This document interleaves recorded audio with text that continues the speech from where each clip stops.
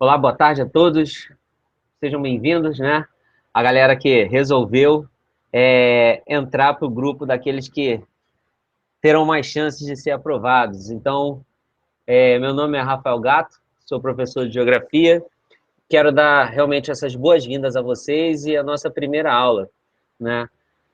Então, só uma coisa, eu tive reparando algumas pessoas que compraram o curso ainda não entraram no grupo. Se você no grupo fechado, né?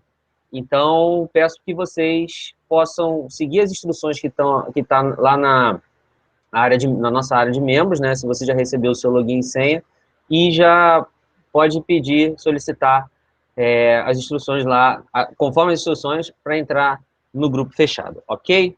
Deixa eu só dar uma conferida aqui se está tudo certo, se a galera está me acompanhando já, e a gente vai começar, tá bom? Vamos lá, cadê?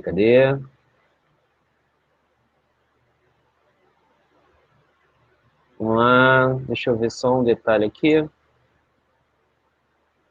Hum, hum.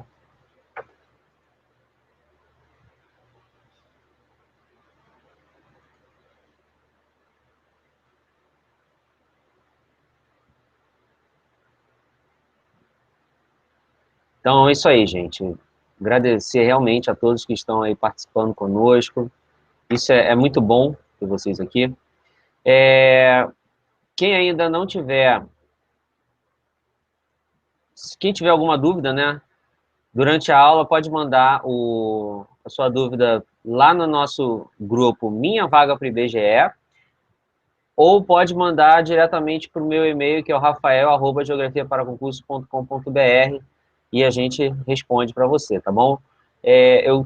Vou tentar facilitar o máximo de lugares para você me achar, para que eu possa sanar a sua dúvida, né? Até porque, de repente, nem todo mundo está assistindo a aula agora, então, para que não venha a ter prejuízo, eu peço para que vocês, então, para que vocês possam procurar, deixa eu só botar o telefone no mudo, né, porque senão vai ficar ruim de dar aula.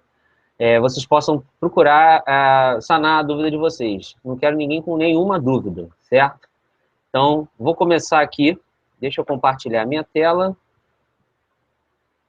Gente, está muito quente. Eu vou até mostrar para vocês antes de começar a aula, que é bacana isso, né? Até porque é geografia também. Rio de Janeiro hoje está batendo na casa dos 34 graus. Olhem, 34 graus. Está muito quente, você não tem noção, né? Mas, enfim, vamos lá. Vou compartilhar minha tela com vocês e vamos começar nossa aula. Bom, então, novamente, sejam bem-vindos. A nossa aula hoje vai ser sobre... aqui está mostrando escalas cartográficas, né? Nada a ver. Pera aí, gente, deixa eu mudar aqui. Eu vou ter que mudar no material também, tá? Só um pouquinho. Ao vivo é assim mesmo. Tem erros, muitos erros. Mas faz parte. Mas deixa eu só acertar aqui para... cartografia, gente. Poxa, cartografia. Muito bem. Salvar essa criança. E agora sim dá para compartilhar com vocês. Vamos lá.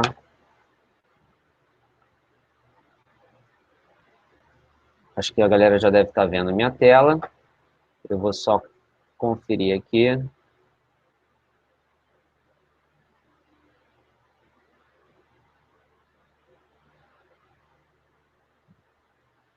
Então, vamos lá. Beleza, gente, vamos começar então. Para a gente não perder mais tempo e você poder resolver a sua vida também. Então, a aula hoje é sobre cartografia. E nessa aula você vai aprender, né, as noções básicas de cartografia, orientação, pontos cardeais, né? Vai aprender também localização com as coordenadas geográficas, latitude e longitude, e representação, né, dos mapas, leitura, escala, legendas e conversões. Isso tudo que eu coloquei aqui está dentro do cronograma do edital anterior. Alguns já estão dizendo que o edital está para sair, né? Então, assim que sair, eu vou conferir. Se tiver alguma coisa ok, se tiver tudo ok, conforme o edital de 2013, a gente mantém. Se não, eu acrescento mais aulas para poder consertar não, né? Até porque não vai estar, mas acrescentar o que estiver faltando e retirar o que não for cair na prova, né? Para a gente ser bem objetivo. Bom, orientação. Gente, o ser humano, ele sempre se orientou, né? Utilizou alguns métodos para orientação no espaço geográfico, né? Para achar os seus lugares de caça, para pesca, para moradia, lá o que seja. E ao longo da história, algumas dessas técnicas, na verdade são várias técnicas, mas uma delas é o que a gente mais, é o que é necessário da gente aprender, né? Como que isso se dá na geografia, né? Como que eles cobram isso na prova ou o conteúdo que vem falando nos livros, que seria, nesse ponto aí, o mais primitivo, né? O mais antigo, que é o método de orientação pelo Sol, que ele se baseia pelo movimento da rotação da Terra, que vai de oeste para leste. E aí é muito fácil. Tá vendo esse bonequinho aqui?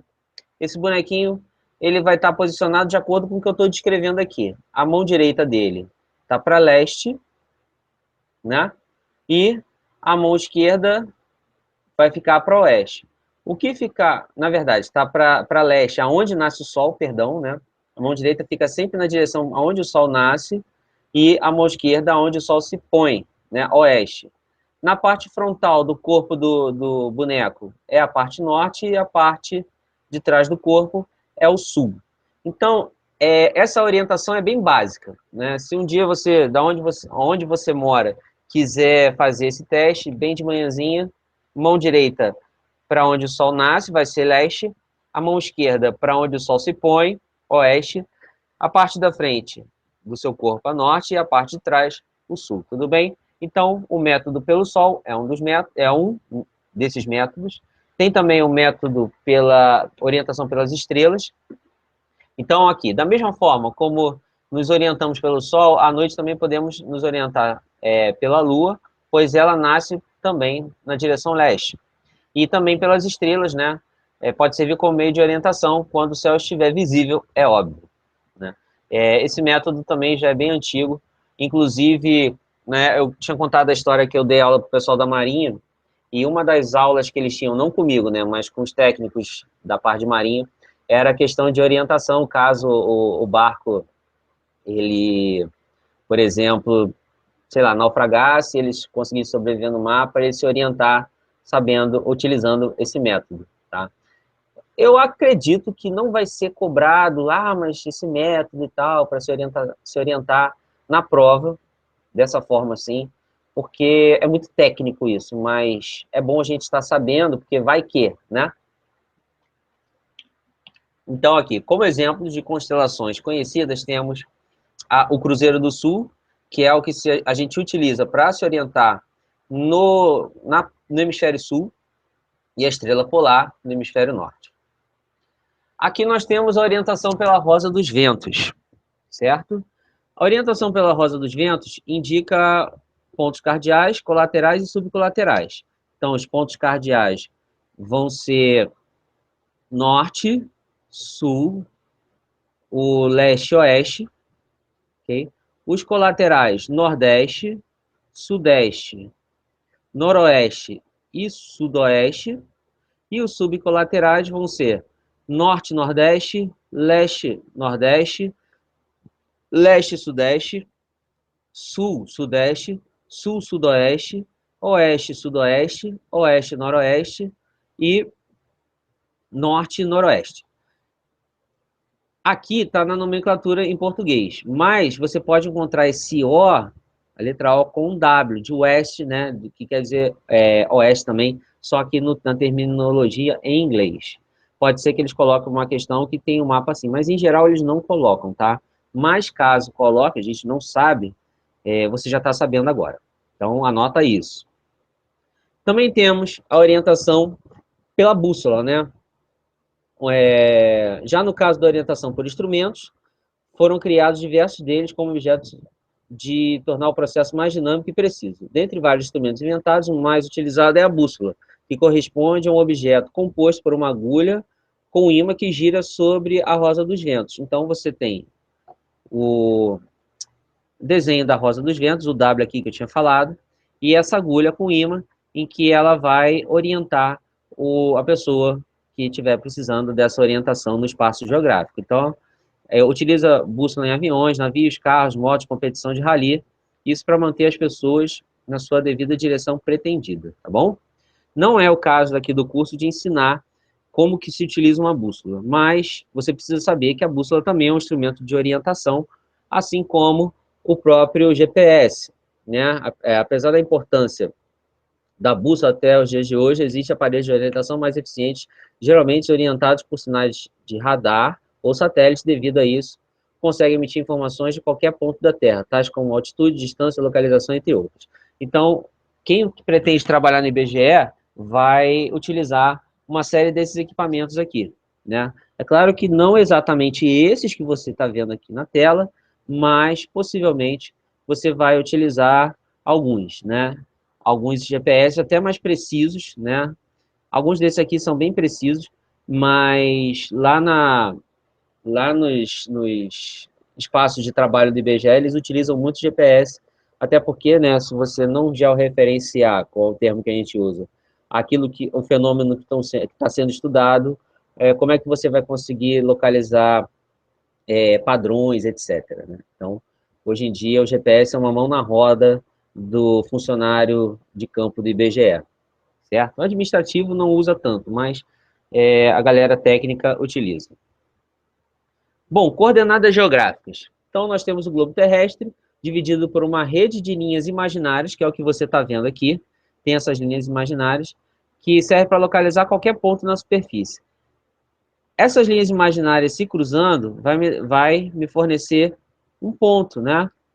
Esse ponto é a minha coordenada geográfica. Temos as latitudes e as longitudes, que eu vou explicar para vocês. E quando eu acho essa coordenada geográfica, é o endereço de qualquer localidade do planeta. E essa numeração da minha latitude e longitude, da minha coordenada geográfica, ela é fixa, ela não muda. É claro que isso foi uma técnica inventada para poder melhorar a questão da localização. Então, aqui você tem o que seriam a latitude, seriam as linhas paralelas, que começa pela linha do Equador, na latitude 0, e vai até 90 norte ou 90 sul. Nós temos os meridianos, que começa de 0 e vai de 180 leste e 180 oeste, fechando 360 graus. E quando elas se juntam, você tem uma rede de grade de coordenadas, né? Então vamos lá, latitude é o paralelo máximo, tem como paralelo máximo a linha do Equador, que vai dividir a Terra em duas porções iguais, hemisfério norte e hemisfério sul, como está aqui na figura, né? Aqui é a linha do Equador, é a minha latitude 0 e divide entre hemisfério norte e hemisfério sul. Sobre cada um desses hemisférios, podemos traçar infinitas linhas paralelas ao Equador. Essas linhas são identificadas por sua distância em relação ao Equador, medidas em graus, que pode variar de 0 a 90, tanto para norte quanto para sul. Então, voltando aqui à imagem, vai de 0 até 90, que é a última linha norte, e 0 até 90 sul. Se você traçar aqui, né, um ângulo, aqui um ângulo, uma linha reta até esse paralelo, você vai ter um ângulo de 90. Por isso que só pode ser até 90. Ele faz uma abertura aqui até chegar ao topo e fecha 90 graus. A mesma coisa daqui para baixo, tá bom? Por isso que é 90 graus norte, 90 graus sul. Ou 90 e menos 90 dá no mesmo. A longitude são todas as semicircunferências traçadas de forma a ligar dois polos da Terra, dois meridianos.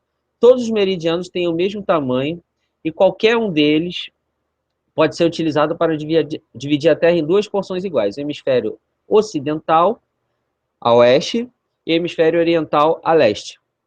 Contudo, como o meridiano de referência 0, convencionou-se adotar internacionalmente o que passa pelo Observatório Astronômico de Greenwich, em Londres.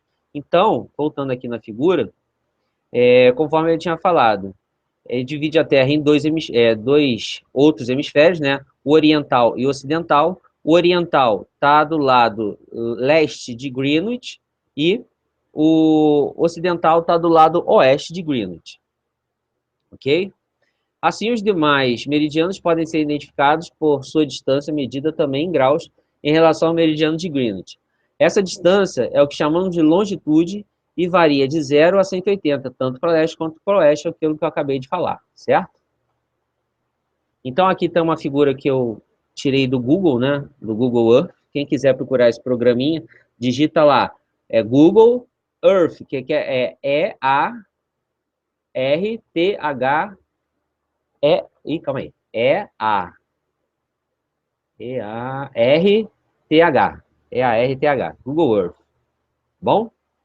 Aí você vai verificar que dá para mexer o planeta, dá para dar zoom. É praticamente um Google Maps, né? Só que na forma de globo.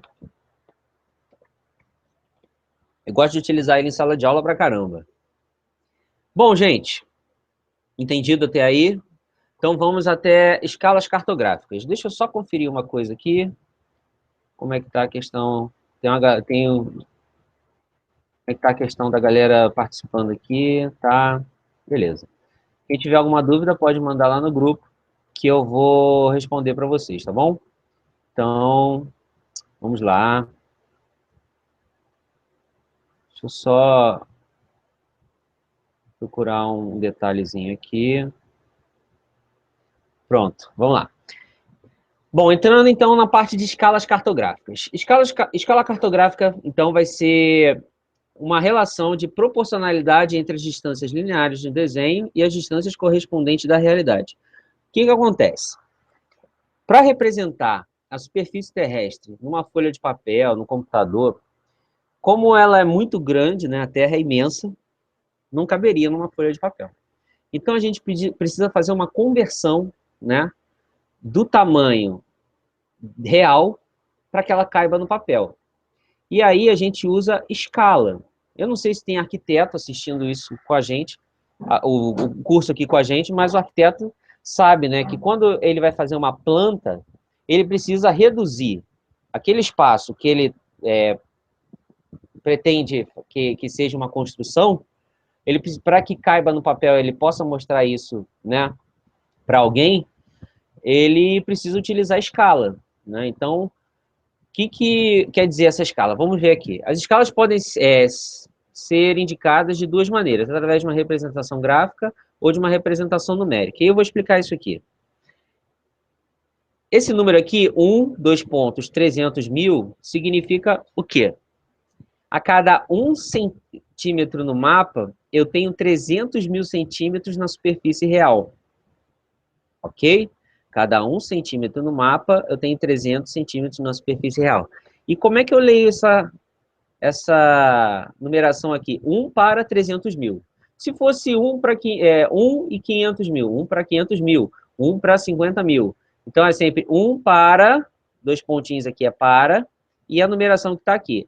A cada 1 centímetro corresponde a 300 centímetros. A cada 1 centímetro no mapa corresponde a 300 centímetros na superfície real, na superfície terrestre, né? E isso aqui é a mesma coisa, essa aqui é a escala gráfica, né, como está dizendo aqui. Aí, então, isso aqui é como se fosse uma régua, né? É claro que aqui deve estar um pouquinho distorcido, porque é computador, mas isso aqui significa centímetros também. Uma régua de 0 a 1 centímetro, 2 centímetros, 3 centímetros, 4 centímetros. Então, você tem aqui, em 1 centímetro corresponde a 3 quilômetros, 2 centímetros corresponde a 6, 3 centímetros corresponde a 9, 4 centímetros corresponde a 12 quilômetros, né? Então, essa escala é a mesma que essa. Como assim? O 300 centímetros corresponde a 3 quilômetros, né? Então, a cada 1 centímetro eu tenho 3 quilômetros, 6 quilômetros, 2 centímetros, 9 quilômetros, 3 centímetros e por aí vai, ok? E aqui é a matemática te perseguindo, porque nós temos aquele, não vou chamar isso de gráfico, né, mas uma técnica para poder transformar esses centímetros na medida que você quiser, certo? Então, vamos supor, quantos centímetros, né, corresponde 300 centímetros, melhor, quantos quilômetros corresponde a 300 centímetros? Se eu fosse colocar aqui o 3, então seria 3, 0, 0 de 300, mais os outros zeros, corresponde então a 5.000 centímetros, ok? E a mesma coisa, quantos metros, né? Então corresponde a 5.000 metros, e por aí vai. É só você usar esse sistema aqui que você consegue encontrar aquele monte de número, né? Por exemplo, esse monte de número aqui, o quantos quilômetros correspondem, certo? É só você colocar no devido lugar aqui. Então, você coloca assim, quilômetro, hectômetro, decâmetro, metro, decímetro, centímetro e milímetro, tá bom? Então, 5 quilômetros corresponde a 5.000 metros, né? Desculpa, 500.000 centímetros. E corresponde a 5.000 metros. Muito bem. E como é que a gente trabalha calculando escala? A escala de um mapa ela é expressa pela seguinte fórmula matemática. Ezão igual a Dzão sobre Dzinho. Onde Ezão é a escala, Dzão é a distância real e Dzinho é a distância no mapa. Bom? Vamos ver como é que isso funciona? Então, nós temos o exercício aqui. Calcular a distância real entre dois pontos separados por 5 centímetros em uma escala de 1 para 300.000. Então, nós temos que usar a fórmula, né?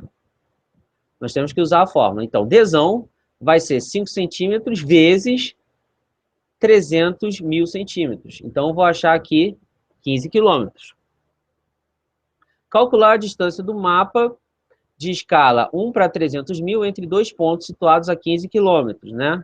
Então, você vai jogar aqui de novo, fazendo toda aquela conversão, né? Então, Dzinho vai ser esse 1.500.000 centímetros dividido por 300.000, que vai dar igual a 5 centímetros, que era o que ele queria saber, que era o Dzinho. E aqui, calcular a escala, né? O Ezão, sabendo que a distância entre dois pontos no mapa de 5 centímetros representa a distância real de 15 quilômetros. Então, Ezão, Dzinho sobre Dzão, vai dar 5 centímetros por 15 quilômetros. Você acha a resposta da escala que é 1 para 300.000. Na verdade, isso aqui, né, foi só como dizer, eu inverti os números para poder você entender como é que funciona. Depois você faz uma revisãozinha aí. E como é que isso já caiu na prova do IBGE de 2013? Numa escala cartográfica de 1 para 500.000, a distância em linha reta entre duas cidades é de 20 centímetros. No terreno, a distância entre as cidades medida em quilômetro é D, e você tem aí as alternativas. Essa questão eu já até resolvi num vídeo meu do YouTube, mas ele está te fornecendo o quê? Está te fornecendo a escala, que é 1 para 500.000, e a distância em linha reta no mapa é de 20 centímetros. Ele quer saber a distância no terreno. Então, você vai usar a fórmula, né? Então, e o 20 centímetros, que aqui é o Dzinho, e você quer achar o Dzão. Então, vai ser 20 dividido por 500.000, que vai achar 100. Ok? A resposta é a letra D. Agora, a diferença entre escala maior e escala menor. Qual das duas escalas é a maior, né? Isso é importante você saber, a diferenciar escala maior de escala menor. Até porque isso faz parte do conhecimento sobre escala. Qual das duas escalas é a maior? A de 1 para 50.000 ou de 1 para 100.000? Então, vamos tirar essa dúvida. Uma área, né, representada na escala de 1 para 50.000 foi reduzida 50.000 vezes. Já uma área representada na escala de 1 para 100.000 foi reduzida 100.000 vezes.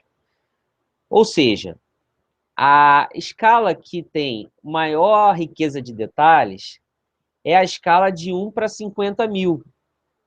Por quê? Ela precisou ser reduzida só 50.000 vezes, enquanto a escala de 1 para 100.000 ela foi reduzida 100.000 vezes. Logo, então, a escala de 1 para 50 mil ela é maior. Se você pegar, para tirar a prova, né? Sempre surge dúvida nisso aí. Se você pegar 1, dividir por 50 mil, e pegar 1 e dividir por 100 mil, você vai achar qual desses números vai ser o número maior. O número maior é aquele que mais se aproxima de zero, tá bom? E aquele que tiver o menor número de casas decimais é o número que mais se aproxima de 1, logo, ele é o maior número, tá bom? Então, é só você pegar 1 e dividir pelo denominador. E você vai saber quem é a escala maior, quem é a escala menor, quando você está comparando duas escalas, ok? Eu acredito que isso tenha ficado entendido. Se não ficou, vai lá na área de membros, né? Vai lá no grupo e pergunta. Se porventura eu falei alguma coisa também que esteja errada, eu conserto depois, não tem problema nenhum. Até porque, né?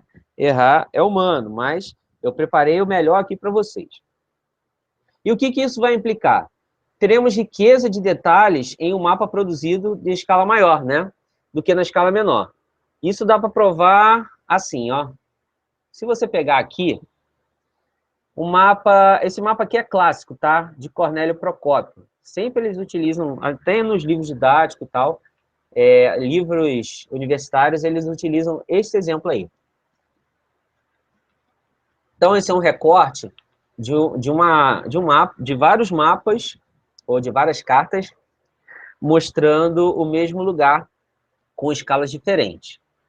Repara que nessa escala de 1 para 50 mil, você não tem tantos detalhes assim, mas tem alguns detalhes da estrada, tem as ruas aqui da cidade de Cornélio Procópio, tem as linhas, né, marcando as altitudes, você tem a linha dos rios e tal. Já na escala de 1 para 100 mil, repara, a cidade de Cornélio Procópio diminuiu um pouquinho, você já consegue ver algumas outras linhas, mas as ruas, em geral, você não vê. Quando você vai na escala de 1 para 250 mil, Cornélio Procópio praticamente some. E na escala de 1 para 1 milhão, Cornélio Procópio é um ponto. É um pontinho aqui.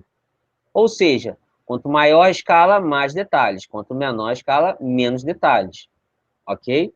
Mas na escala maior, eu só consigo representar uma área com mais detalhes, mas não dá para representar muito mais lugares, como eu estou representando aqui na escala de 1 para 1 milhão. Convenções cartográficas, né? Então, agora a gente vai para a parte de como que a gente enxerga os mapas.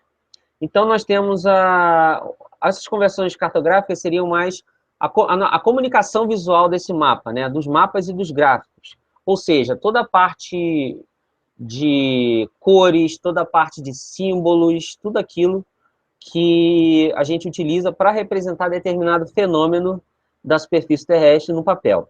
Representação de fenômenos de espaços geográficos, sociais ou naturais, que são os mapas, e também os dados estatísticos, no caso de gráficos, né? E nas convenções cartográficas, a gente vai ter uma diversidade de fenômenos. E essas diversidades de fenômenos respondem a algumas perguntas.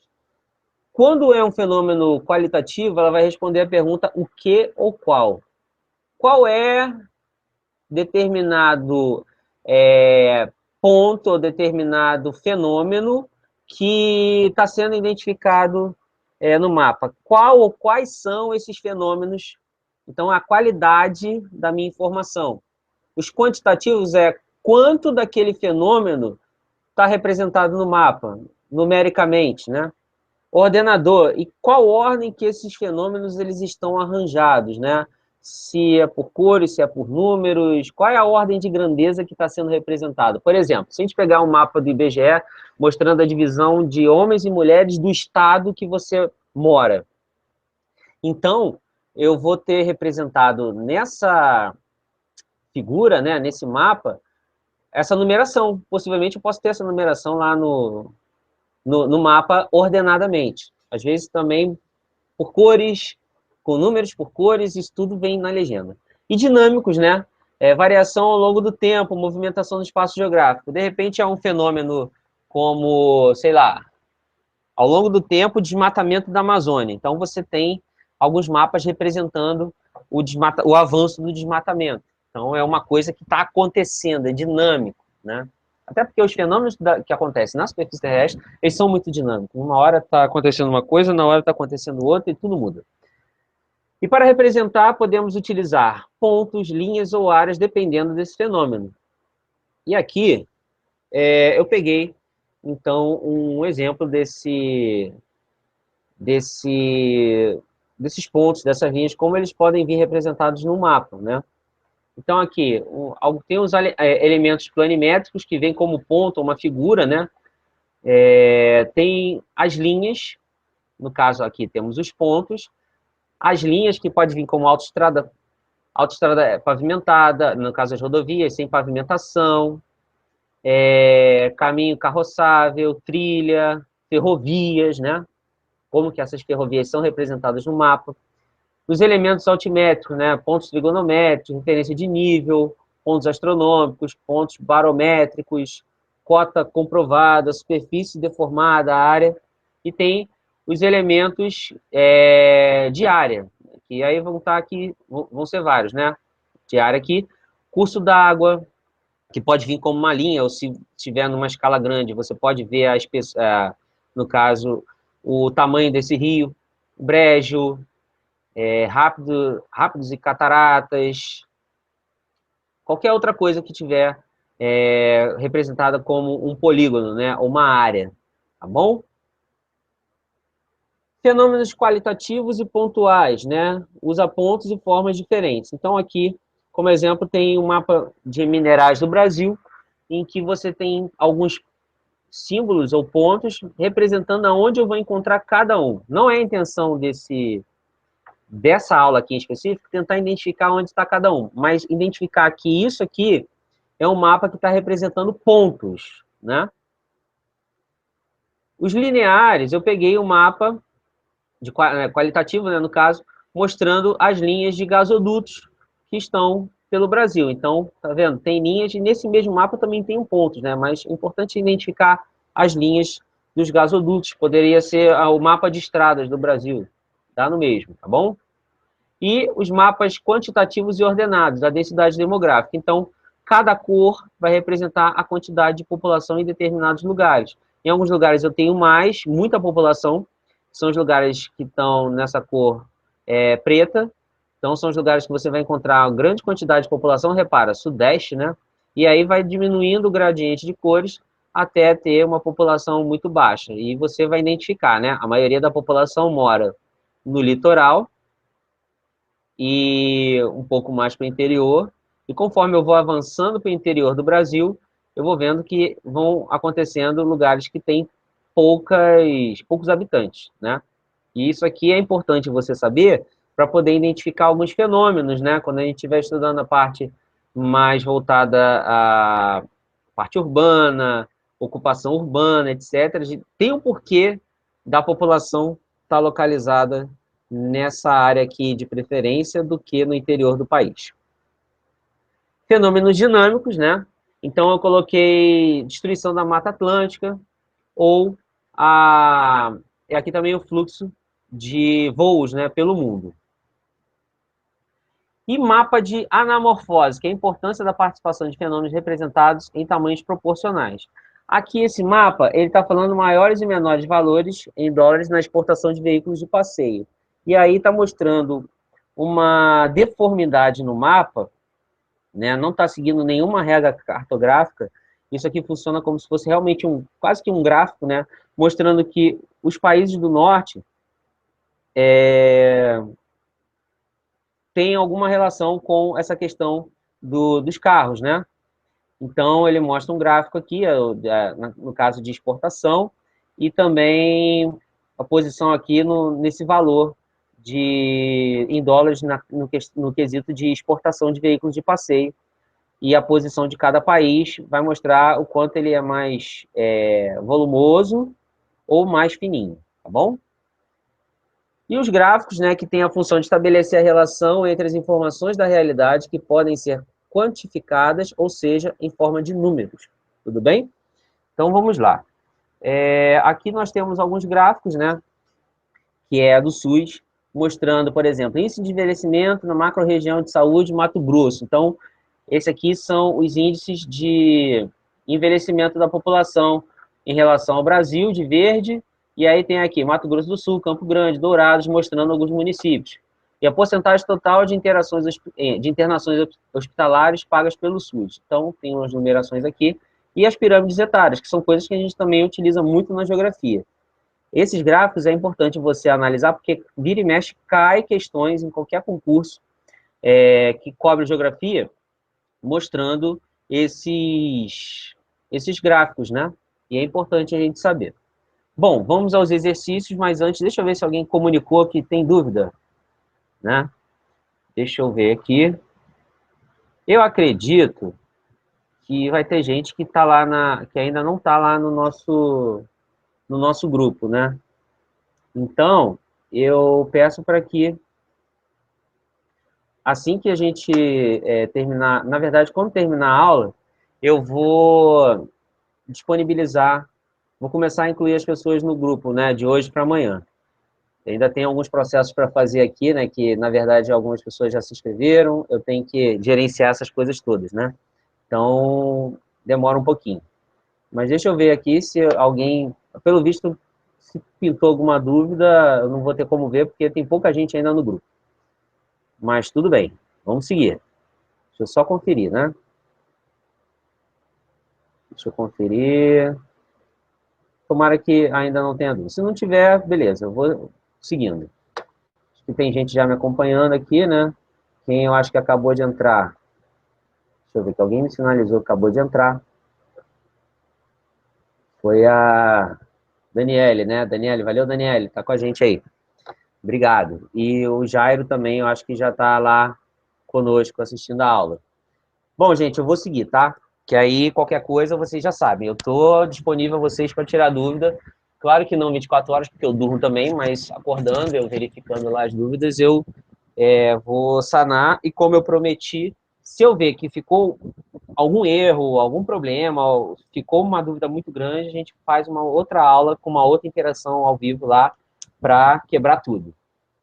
Tá bom? Não vou me privar de tirar as dúvidas de vocês, não. Eu quero que realmente vocês cheguem à prova craques em geografia. Vamos lá. Eu não consegui achar questões da FGV mostrando essa parte de cartografia, tá bom? Então, como eu prometi, todo final de aula, ou se não der tempo, né, se estourar muito tempo, eu prometi as cinco questões que eu vou resolver de cada conteúdo, e depois eu vou, no dia seguinte, trabalhar as outras 10 questões. Então, hoje nós temos essa aula com 5 questões e amanhã farei com 10. O que vai acontecer? Quando o conteúdo for muito extenso, passar de mais de 1h30, eu só vou dar a aula do conteúdo na terça-feira. Então, assim, vai funcionar assim. As nossas aulas são terças e quartas e talvez as quintas. Eu vou usar a terça para dar o conteúdo, né? Eu vou dar o conteúdo total e vou resolver 5 questões. Se o conteúdo for muito grande, eu resolvo as 5 questões na quarta e talvez as 10 questões na quarta também. Mas, dependendo de como for a dinâmica, eu resolvo as 5 na quarta e as outras 10 na quinta. Bom, como esse conteúdo aqui ele é menorzinho, então eu vou trabalhar as 5 questões hoje e amanhã eu vou trabalhar as outras 10. Então, hoje as questões são até um pouco mais leves, mas amanhã eu vou trabalhar umas questões mais pesadas, tá bom? Então, olha aí. As coordenadas geográficas são convenções para a localização de qualquer ponto na superfície da Terra e na sua representação cartográfica. Essas coordenadas são obtidas pelos... Então, olha aí, ó. A gente acabou de falar isso. Coordenada geográfica vai nos... só uma coisa. Essa questão aí é questão antiga do IBGE, tá? São questões que já foram cobradas em concursos anteriores. E as coordenadas geográficas a gente acha de que forma?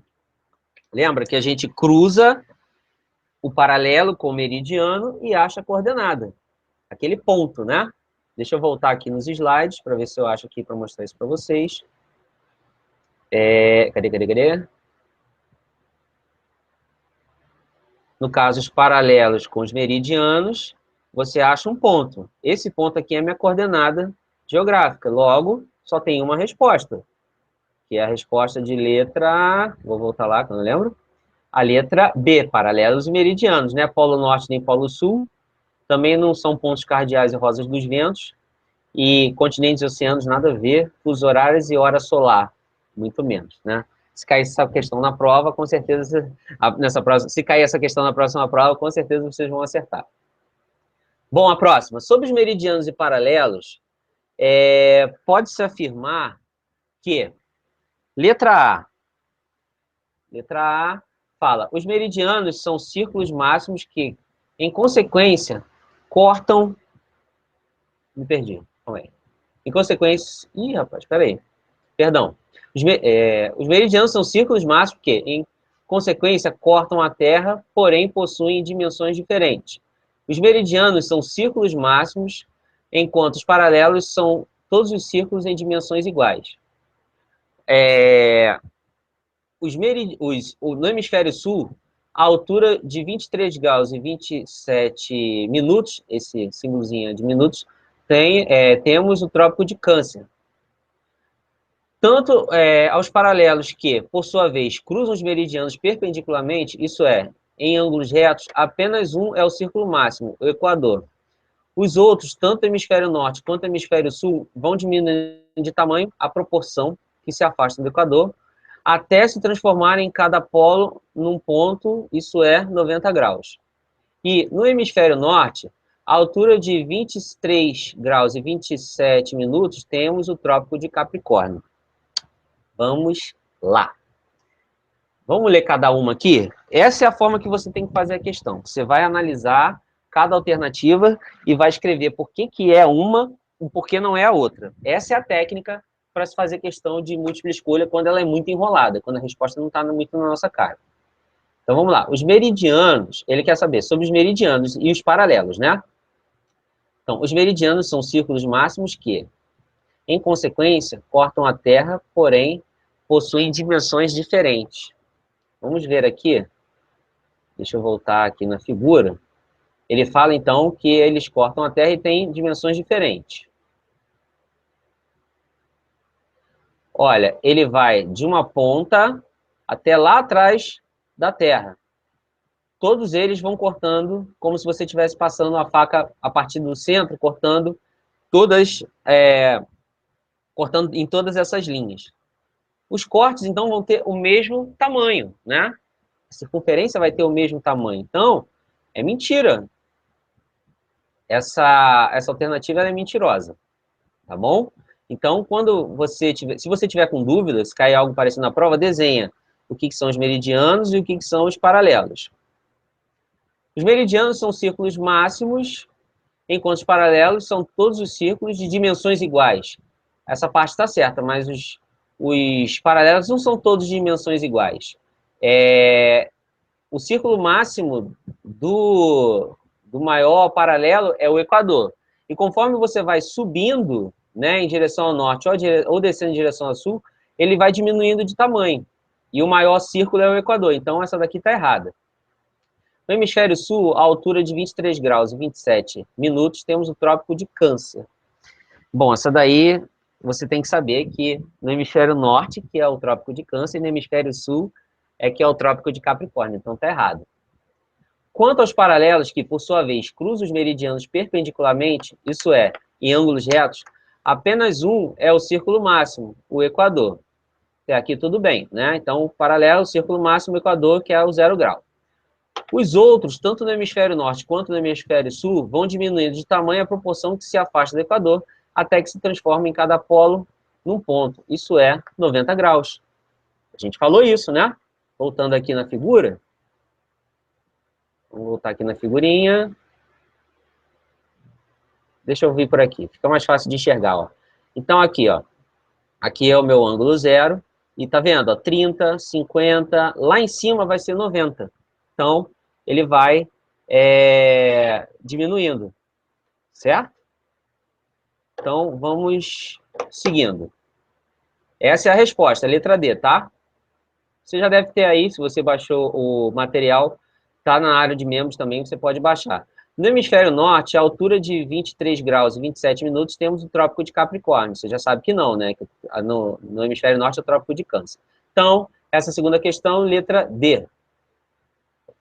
Olha essa. Como podem ser definidas as convenções cartográficas retratadas a seguir? Então, você tem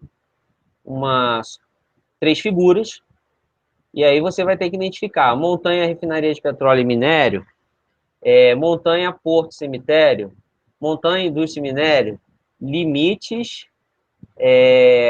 indústria, refinaria de petróleo, cemitério, ponte e túnel. E aí, eu vou deixar até uns segundinhos para você pensar, né? Voltar. Se você estiver acompanhando seu material, volta lá e procura essa informação aí. Vou deixar aqui correndo 1 minuto. Vou ficar em silêncio aqui.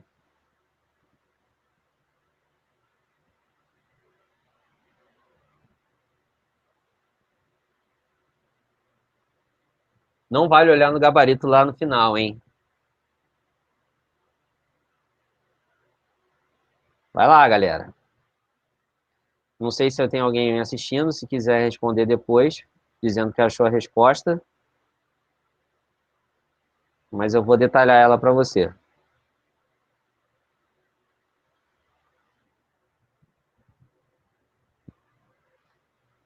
E aí, já? Vamos lá, então. Olha só.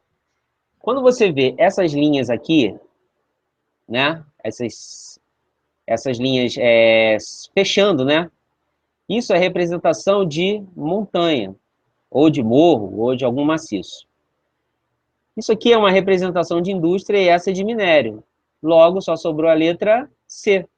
Vou mostrar essa parte aqui para vocês, ó, no mapa, como é que ele funciona. Vamos ver se eu acho aqui o mapa legal. Beleza.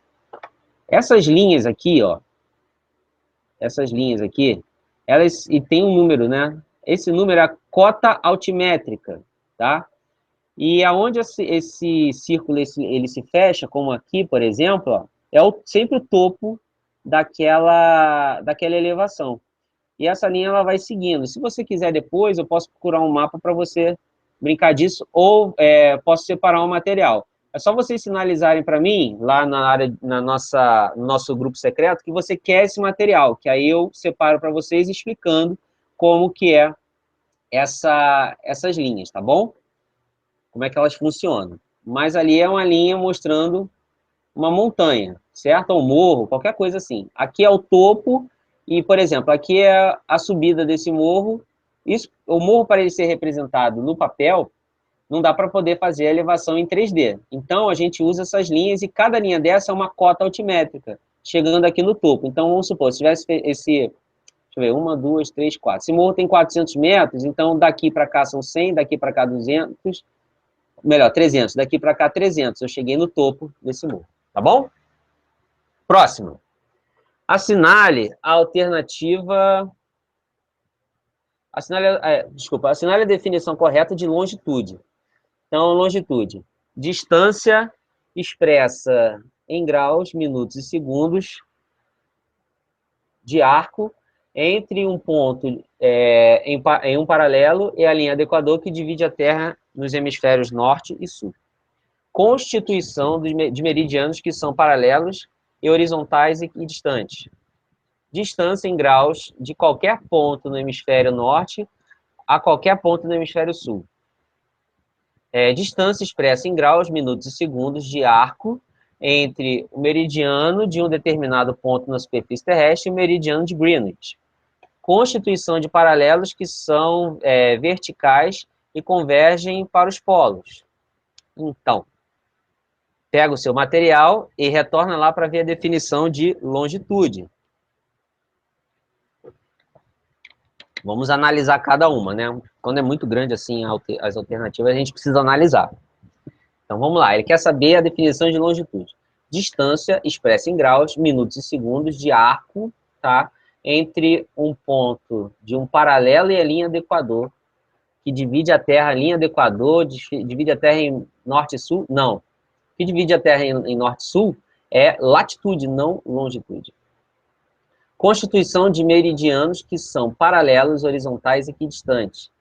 São meridianos que são paralelos, horizontais e equidistantes. Vamos ver aqui as outras.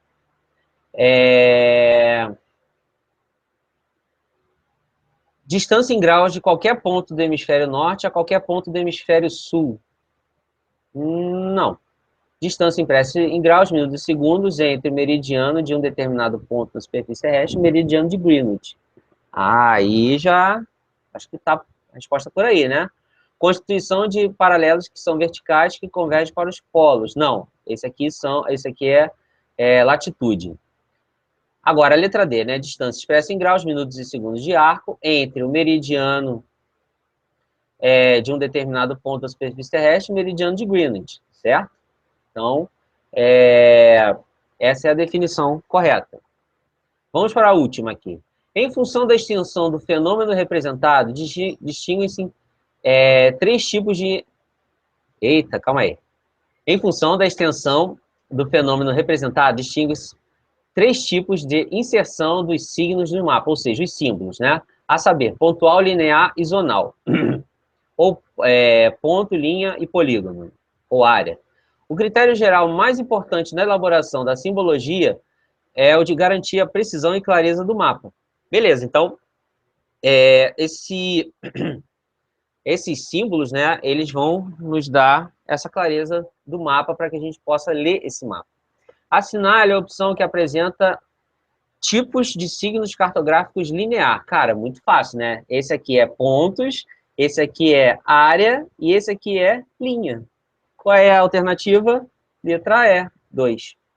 Tudo bem? Então, o gabarito está todo aqui. Depois você pode conferir, tá bom?